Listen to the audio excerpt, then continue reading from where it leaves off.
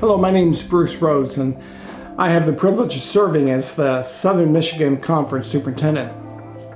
My wife and I have inherited my mother's old trailer, which is a 1975 25-foot Coachman. It spent most of its days in the pole barn, only getting out a week or two every year. It's a cute old trailer, but it's 49 years old, and because of its age, I found it an absolute nuisance to set up and level when I arrived at a campground.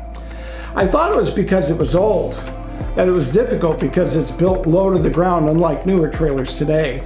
And I have spent many hours in the hot sun, in the mud, swatting mosquitoes, laying underneath that old trailer, trying to get it level so that we could camp. Now, just this past summer, as we were preparing to go camping with it, I was at it again, trying to level the trailer in my driveway. It was a routine frustration, and after about 20 or 30 minutes of jacking up a corner and trying to level the RV, I became, in the words of the King James Bible, ticked off. My wife was watching the growing frustration when I suddenly put my jack handle down on the ground and said to her these words: "Jer, I've just realized something. I don't know how to level a trailer." That was the breakthrough for me. Acknowledging that I didn't know how to do something became my exercise in humility. So I went into the house, I turned on the Roku television, I found the YouTube channel, and I spoke into this microphone how to level a trailer. After watching a brief video and realizing that I really didn't have the right tools, I went to the camping store, spent $100, came home, and in 5 minutes, the trailer was level. You can't imagine all the time I have wasted trying to level that RV on a campsite through the many years, only to discover how easy it really was.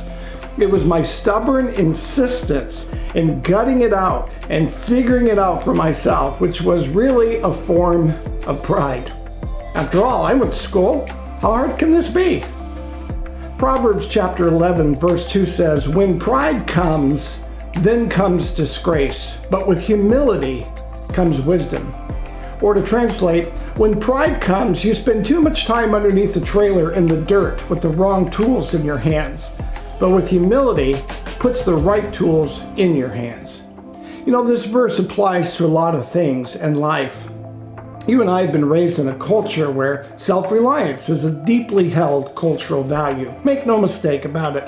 There's a place for relying on our strength, technology, systems, education, training, and experience. These are good things that serve us well in the everyday affairs of life.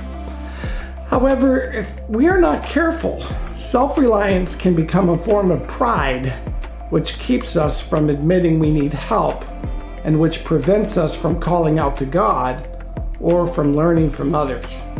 It was, in fact, my stubborn, insistent pattern of self-reliance that kept me under that trailer, laying in the dirt for hours at a time across the years. Now let's consider humility and its merits. Humble people have a greater capacity to learn than people who are self-reliant.